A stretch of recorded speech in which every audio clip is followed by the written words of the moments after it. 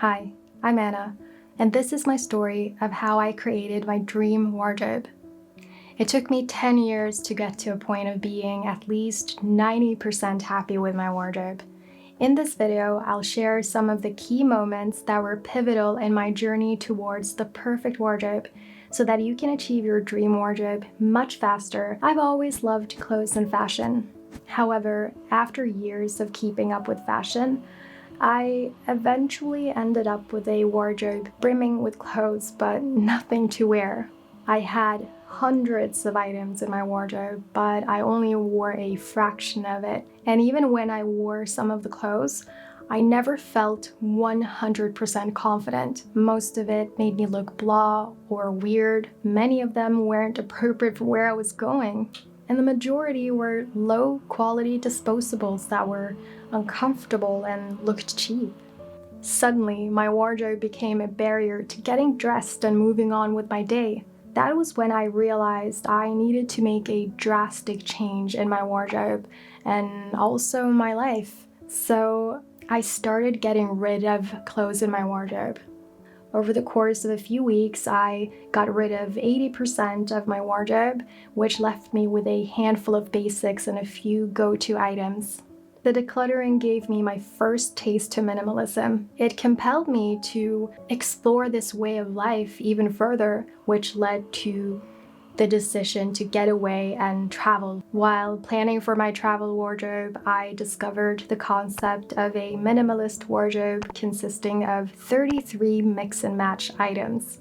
I loved the freedom and simplicity of traveling with just a backpack and without having to worry too much about the way I looked. However, after traveling for a few months, I eventually grew tired of my travel wardrobe and always looking and feeling frumpy. In the next year, I started making improvements to my small wardrobe and also the way I traveled.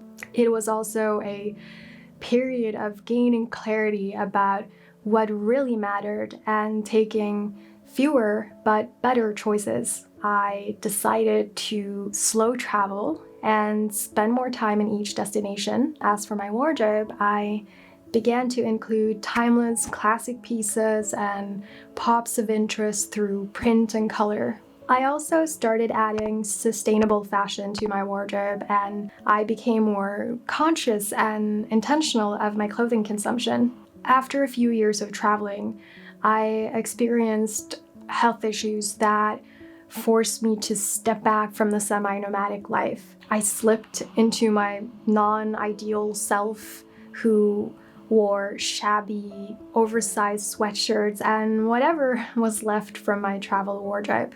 But despite putting pause on my life, it turned out to be a blessing in disguise because it led me to deep introspection, where I explored what brought me the most joy in life, learned about the importance of self-knowledge and taking well-rounded decisions, delved into the world of personality types to uncover my strengths and weaknesses, discovered my style essences. With this newfound self-knowledge, I rebuilt my style and wardrobe from the ground up, but from a completely different outlook where I had much more respect for my body and who I was. Now, it's one thing to know something, but it's different from actually doing it. The next few years were a period of applying my self-knowledge to my style and wardrobe and, of course, my life. It involved a ton of analysis and practical tasks, and not least,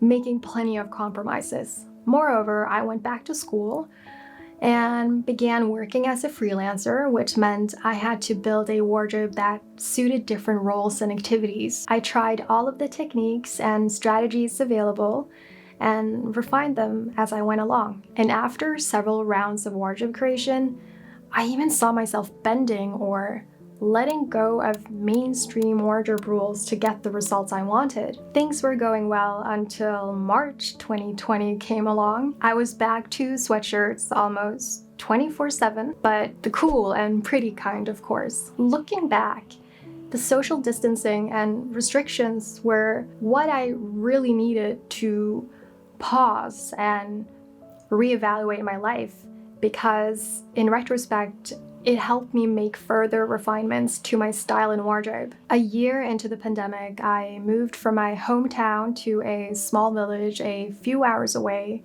for love. This posed a challenge to me as a former city girl, but I eventually found the right balance. As time went by, I grew tired of always looking casual, so I began to implement nicer knits and pants into my wardrobe, even if I was just spending most of my time at home. Achieving your dream wardrobe is an ongoing process of continuous learning and improvements. You'll find yourself sliding a few steps back every now and then, but then end up taking big strides forward, where you become more in tune with your needs, more decisive, more open and adaptive to changes, and not least, more confident in honoring who you are. It was one lesson that was a game changer and sped up the process of creating my dream wardrobe. Watch the next video to learn what that was.